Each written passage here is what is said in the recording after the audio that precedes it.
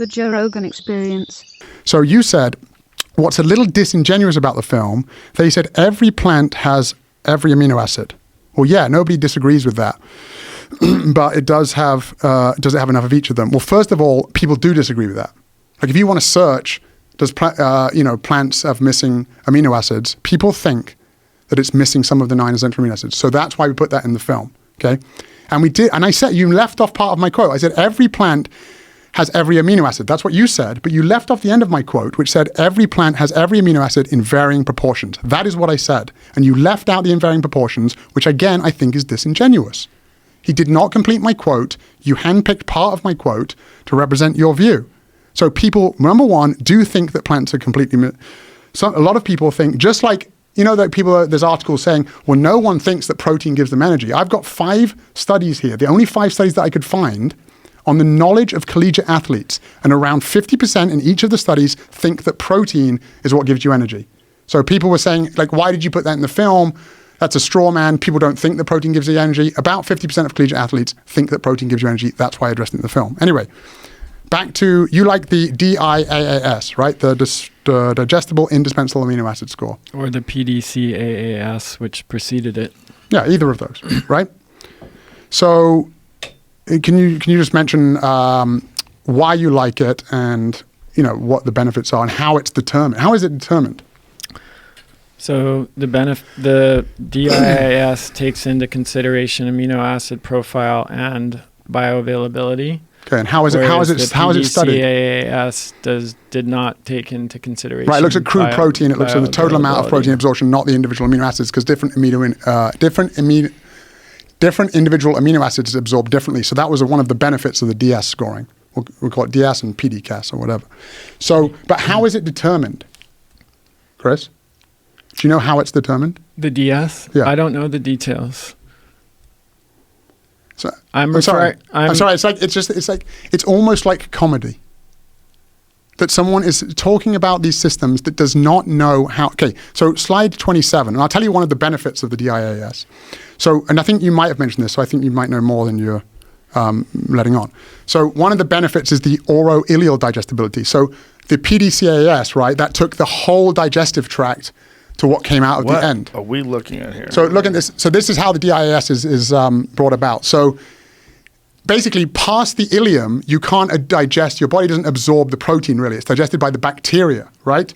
So this is one of the benefits of the DIAS versus the PDCAAS, right? The old system is that they saw how much protein went through the whole digestive tract, but that wasn't reasonable, right? Because past the ileum, you're not digesting the protein, the bacteria are digesting it, and you're not getting it. Does that make sense? Yes. So basically, they put a paw in the pig. Now, PDCAS was mostly in rats, and this is done in rats, and there's some in humans, but it's mostly done in pigs because it's a more similar digestibility to humans. And they're basically assessing how much of that protein was absorbed, right? And how much of the amino acids were absorbed. Now, some people will make the argument, even the FAO point out the flaws, some people make the argument, well, pigs have a different digestibility rate, which is true, and they have a different amino acid profile requirement. Different. So some people would say, therefore, DAS bunch of crap, right? I'm not going to make that argument. Even though it's tested in animals primarily, not in humans, they've got a different amino acid requirement and a different digestibility capability, okay? So, would you think that score is the best one to use for humans? It doesn't make sense. Right, but I'm not going to even make that argument. I'm going to go with you and say, okay, DS is the best thing out there. Okay. Okay, so even though you can question it. So, you've said, this is a quote from last time when you were trying to bash the film. It's all about protein quality, and this, as you said, is an established science, a firmly established science. He was talking to you, obviously, and you must have said it was established. They look at this, especially in like third world countries where protein deficiency is common, so they try to figure out how to address this. Okay. Now, the FAO, the Food and Agricultural Organization of the United Nations, what is their purpose, Chris?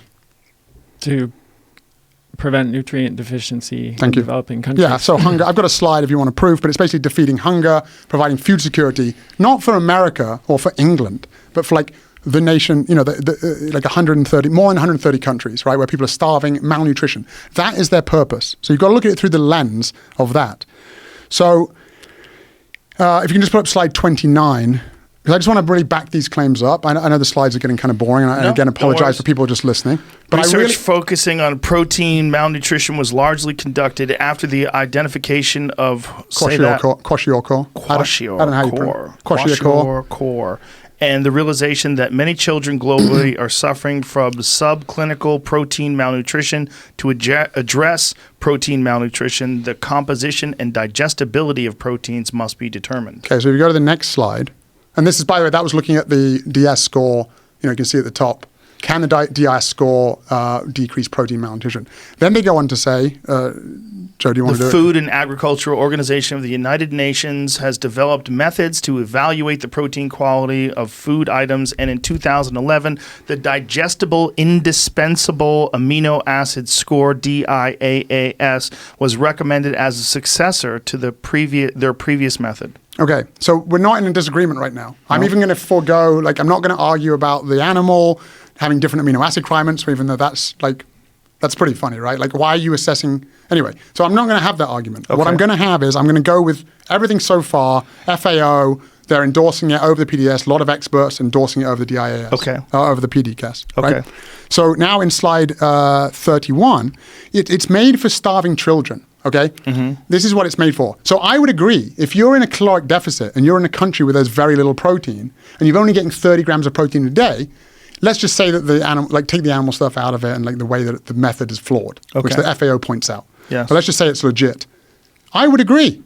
I would say get your protein from meat. I would agree, because that's what it was designed for. As you can see, in looking at post-exercise skeletal muscle, the DIAS does not attempt to consider how scores translate into optimizing more downstream physiological targets of interest to a physically active person or athlete. So it wasn't designed for that system. It was designed for starving people in countries where they were not getting enough protein, and they weren't getting enough protein as you would call high quality. Okay? So would you recognize that it wasn't developed for that system? Yes. Based on the scientific literature. But you're inferring it now for the amount that... I still think it's a relevant measure of protein quality because it looks at amino acid profile and ileal digestibility. Yeah, it is. It is. In starving country, when people are starving. I agree. But as you can see, this is not my opinion. It's still looking at amino acid profile, right? Do you concede that? It's looking at the relative content of amino acids in a particular food. Yes. And it's looking at the ileal digestibility. Which I think is an improvement over I think it's got elements, even though the FAO's point out its flaws, and 10 years from now we'll have a better system, right? But, right, you agree, probably 10 years from now we'll probably have a better system. I would imagine. Okay, but it's the best that it can kind of go of. But again, it looks at, and it's not just my opinion that it's not used for that. This is in sports medicine, 2019, and I agree, you're busy with other stuff. You probably haven't seen this article that came out in February. Right? Have you seen this article before? I have not seen this particular article. So basically, can you look at now in the 2018 Journal of International Sports Nutrition, slide 32, Society of Sports Nutrition, because you like to say it's all about muscle protein synthesis, right? That's an important factor. Okay. It has been proposed that muscle protein synthesis is maximized in young adults with an intake of 20 to 25 grams of high-quality protein. The squiggle's about. About 20, 25 grams of a high-quality protein. Okay, high-quality protein. Okay. Do you disagree that eating 4 or 5 times a day at 20 to 25 grams of high-quality protein, whatever you want to take, high score, whatever, under your, the scoring system you agree with, do you agree that that is the amount to maximize muscle protein when it shows that does, for a 4-hour window, acute muscle protein synthesis?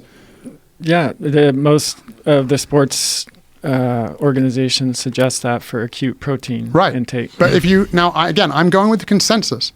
So if you take that, 20 to 25 grams 4 or 5 times a day, multiply that, what is that? That's 80 to 100, about 100, 120 grams of protein a day. Is that enough for a big athlete? Protein synthesis. Right, is that enough for a 250-pound athlete? I would say no. So I'm not saying that it is. I think you need more protein than that. Right? So muscle protein synthesis is only one factor. Right, can you tell me what the other factors are? Tissue regeneration and repair, recovery. Right. Yeah. Yeah. Okay. So I think we're on the same page that 20 25 grams has basically been shown in a single sitting over a 4-hour window in what they call acute, short term. That's been shown to maximize muscle protein synthesis. And that is because 20 grams, and it's been shown actually you can get less with like egg, you could get like 17 grams or something. Because basically you're hitting two things. You're hitting leucine, you're getting 1.8 to 2 grams of leucine, which is basically like a foreman. Right? It's like telling the others, like, hey, you should build protein. If you don't have any leucine, even if you had all the essential amino acids you want except for leucine, you wouldn't have the foreman telling all the workers to like build the muscle. Basically, that's what leucine is. So you're getting enough leucine and you're getting 8 to 10 grams of essential amino acids. That is what is important in the acute stage of muscle protein synthesis.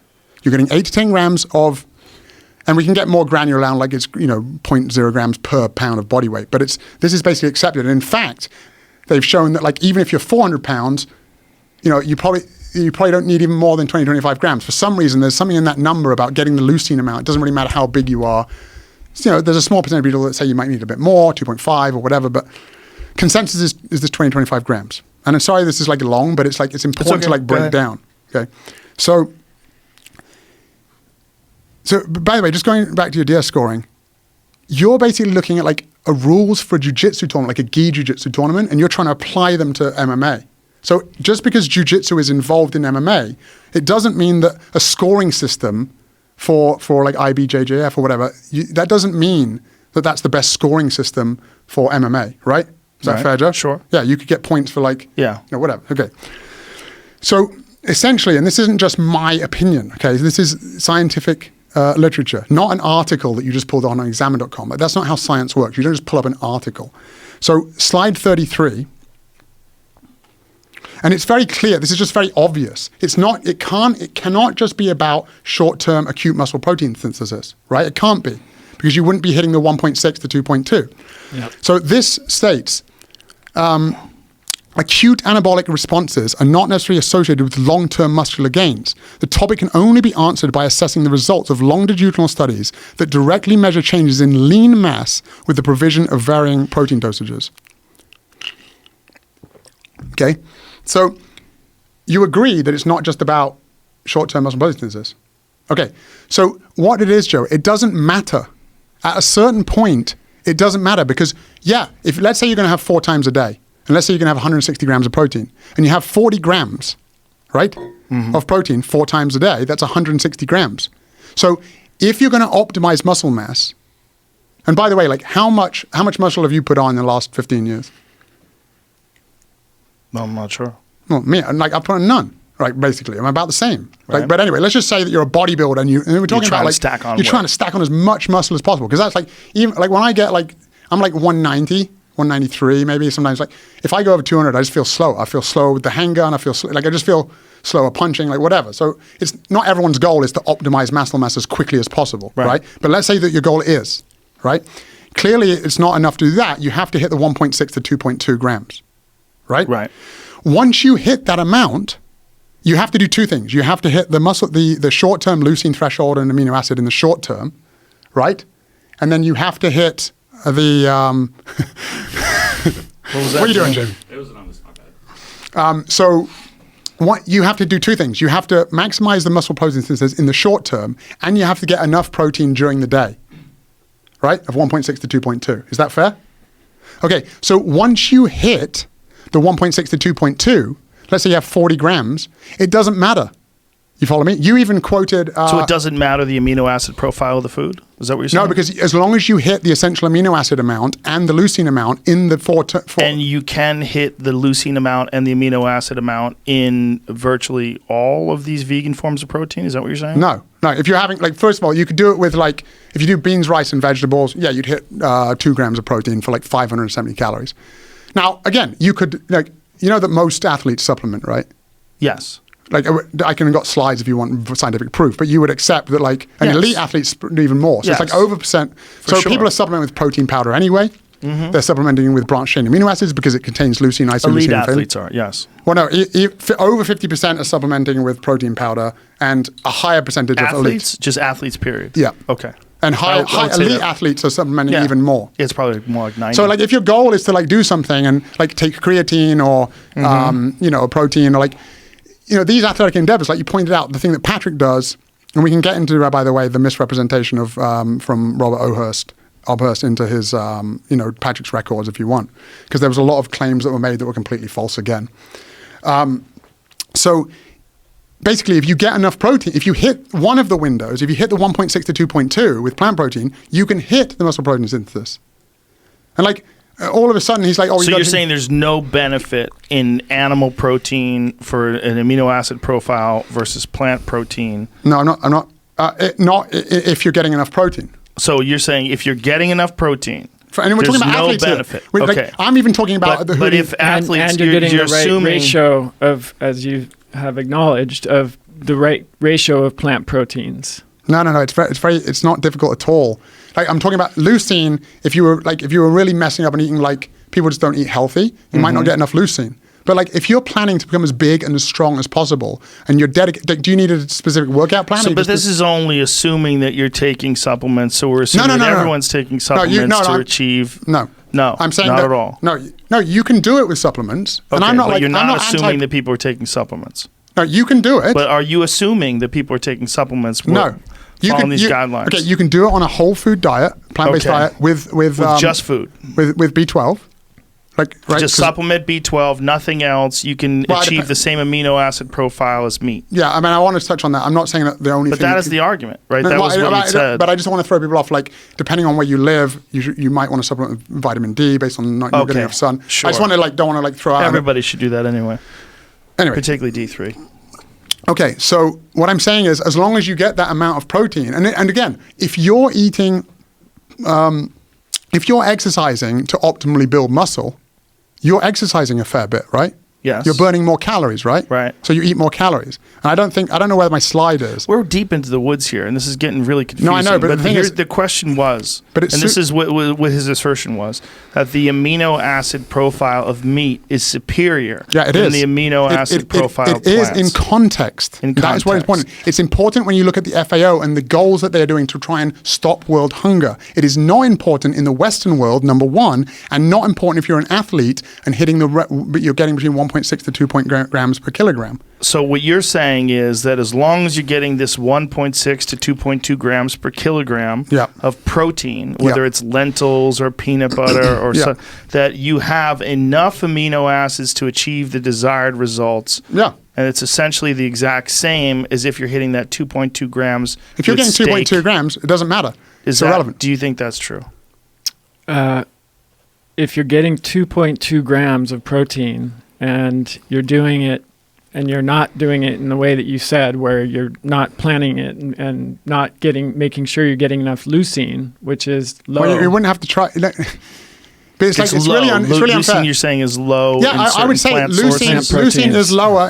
I agree. Yeah. But there's a certain quantity that you will achieve. There's a plateau. So there's a plateau. So it doesn't matter once you've got that amount. Right. The other point that you had about protein quality is digestibility. So that's the last point that I want to address. Okay. How am I doing? Good.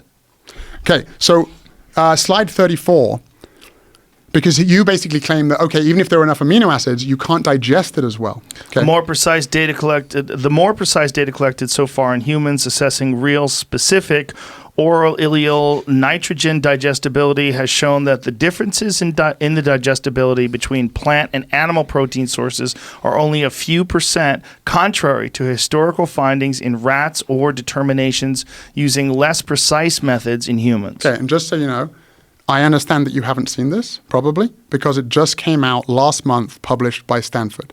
So I get that you haven't seen it. Now, I'll take this one step further. There's only at most like 2 or 3% different in digestibility of plant protein. And you know how it's assessed in the pigs?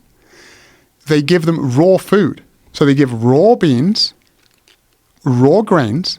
And you have said one of the reasons that it's less digestible is because of trypsin inhibitors.